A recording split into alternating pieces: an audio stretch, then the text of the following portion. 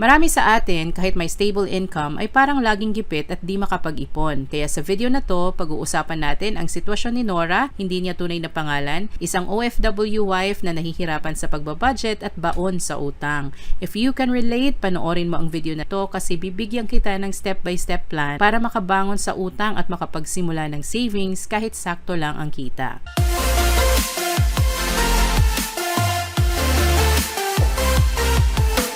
Hello mga Kapinay Investor, ako nga pala si Janice, isang registered financial planner at ang inyong kaibigan sa pagmamanage ng iyong pera. So si Nora ay isang misis na may 3 anak na nag-aaral. Ang asawa niya ay isang OFW na nagpapadala ng 45,000 pesos kada buwan bilang family income. Pero ang problema, ang kanilang monthly expenses ay umaabot sa 59,791 pesos. Ibig sabihin, kulang sila ng 14,791 pesos bawat buwan. Ang masakit pa, halos kalahati ng kinikita niya ay napupunta lang sa pagbabayad ng utang. Kung ganito ang sitwasyon mo, huwag kang mag-alala. Hindi ka nag-iisa, marami tayong mga Pilipino ang dumadaan sa ganitong pagsubok pero may paraan para makabangon.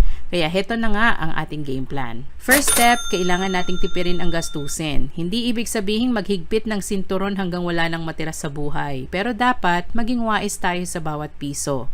Here's what Nora and you can do. Grocery budgeting. Mula 15,000 na budget nila Nora sa pagkain, itatry natin kung pwedeng bawasan ito hanggang 12,000 pesos. Paano? Magplano ng weekly menu o kaya ito yung tinatawag nating weekly meal plan. Bumili sa palengke kung kinakailangan. Kung madalas kayo bumili sa supermarket, baka pwedeng itry nyo rin mamalengke. Medyo mas mura ang mga paninda sa palengke. At iwasan din ang impulsive shopping. Makakatulong kung mayroon tayong parating listahan tuwing pupunta sa palengke o sa grocery para maiwasan ang impulsive shopping o pagbili ng mga hindi naman masyadong kailangan. Pangalawa, utility bills. Mula sa 4,000 pesos, itry natin kung pwede nating pababain hanggang 3,500. Alam kong madaling sabihin pero mahirap gawin, lalo na ngayong summer, napakainit, mapapagamit tayo ng aircon ng madalas at mapapaligo din tayo ng madalas. Pero kung kaya, tipirin natin ang ating kuryente sa pamamagitan ng pag-turn off ng ating mga appliances, lalo na kung hindi naman ginagamit. At kung kinakailangan, humanap ng mas murang internet plan na medyo makakamura tayo, lalo na kung hindi naman tayo madalas na nasa bahay. Pangatlo, school allowance. Diba meron siyang 3 anak? Mula 8,000 pesos na allowance ng mga anak, itry din nila kung pwedeng bawasan ito hanggang 7,000 pesos.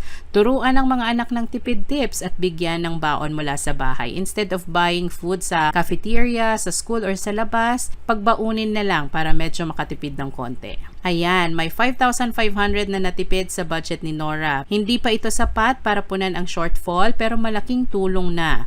Next step, pabilisin ang pagbabayad ng utang. Good news, last payment na ni Nora sa kanyang credit card ngayong buwan. So simula next month, ang dating 7,000 pesos na pambayad sa credit card ay pwede nang i-reallocate sa ibang utang para mas mabilis mabayaran. Ang goal natin, matapos agad ang lending loan para mabawasan ang stress. So paano natin gagawin to? Gamitin ang freed up 7,000 pambayad sa loan. Huwag gumamit ng credit card sa emergency. Dapat may emergency fund tayo. At kapag may extra income, itagdag sa loan payments. Once mabawasan ang utang, mas maluwag na ang budget. Pero paano kung hindi pa rin sapat? Ito na ang next move.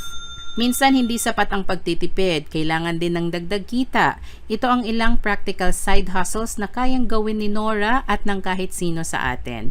First, online selling. Magbenta ng damit, baked goods o pre-loved items. Baka may mga skills ka dyan na pwede mong gamitin. Like magaling ka magluto. Why not try selling sa mga kakilala, sa mga kapitbahay or online. Diba? Ang dami nang gumagawa niyan ngayon.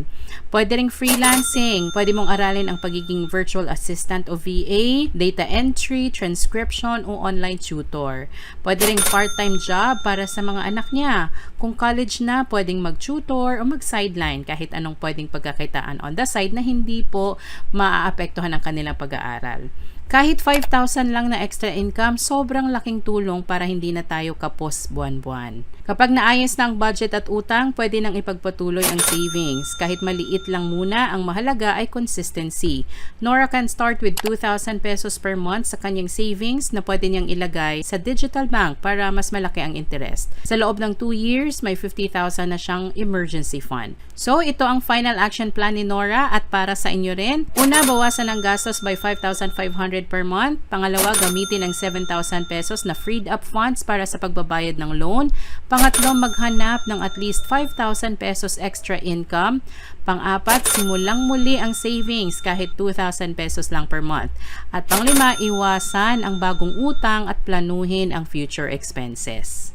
Tandaan, ito ay general tips lamang. Si Nora pa rin ang nakakaalam kung realistic ba ito sa budget nila o hindi. Our budget is not set in stone. Pwede pong i-adjust depende sa sitwasyon nyo. Kung hindi ito akma sa inyo, isip kayo ng ibang paraan kung paano maitatawid ang inyong budget. Ang mahalaga, meron tayong ginagawa para mabayaran ang ating mga utang at makapag-ipon kahit papano. Sana nakatulong ang aking mga tips. Kung nakarelate ka sa video na to, comment down below kung anong step ang uunahin mo. You can also check out my all-in-one budget spreadsheet at printable templates para mapadali ang inyong pagbabudget. Thank you for watching and please don't forget to like this video and subscribe for more practical financial tips.